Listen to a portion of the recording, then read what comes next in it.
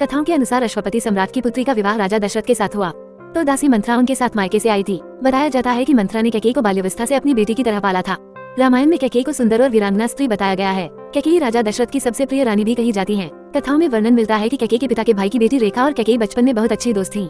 रेखा बहुत बुद्धिमान थी। उसे बचपन में एक रोग हो गया था जिसके चलते उसका पूरा शरीर पसीने से भीग जाता था और उसे खूब प्यास भी लगती थी। एक दिन रेखा ने अपनी प्यास बुझाने के लिए पानी में इलायची, मिश्री और चंदन मिलाकर शरबत बनाकर पी लिया।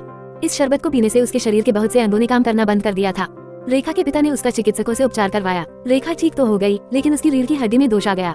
उसकी रीढ़ की हड्डी सदैव के लिए टेढ़ी हो गई। कथाओं के अनुसार रेखा ही मंथरा थी। रीढ़ की हड्डी में दोष की वजह से उसका विवाह नहीं हो पाया और वह कैकेयी के विवाह के साथ उनकी दासी बनकर अयोध्या आ गई। कथाओं के अनुसार कैकेयी युद्ध विद्या में निपुण थी। वह राजा दशरथ के साथ एक युद्ध में कही थी जहाँ उन्होंने राजा दशरथ की जान बचाई थी। इसके बदले में राजा दशरथ ने उन्हें 2 वरदान मांगने के लिए कहा। सालों बाद श्री राम के राज्य अभिषेक की बात मंथरा के कानों में पड़ी तो वो बेचैन हो गई।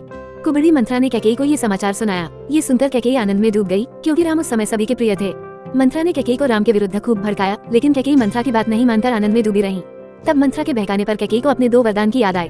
कैकेयी के मन में कपट समा गया। मंथरा के कहने पर वे कोप भवन में जाकर बैठ गयी। राजा दशरथ को अपने 2 वरदान की याद दिलाई। राजा दशरथ ने कैकेयी से वो वरदान मांगने के लिए कहा। तब उन्होंने अपने वरदान के रूप में राम का वनवास और भरत के लिए राज्य मांगा। ये सुनकर राजा दशरथ भीतर से टूट गए।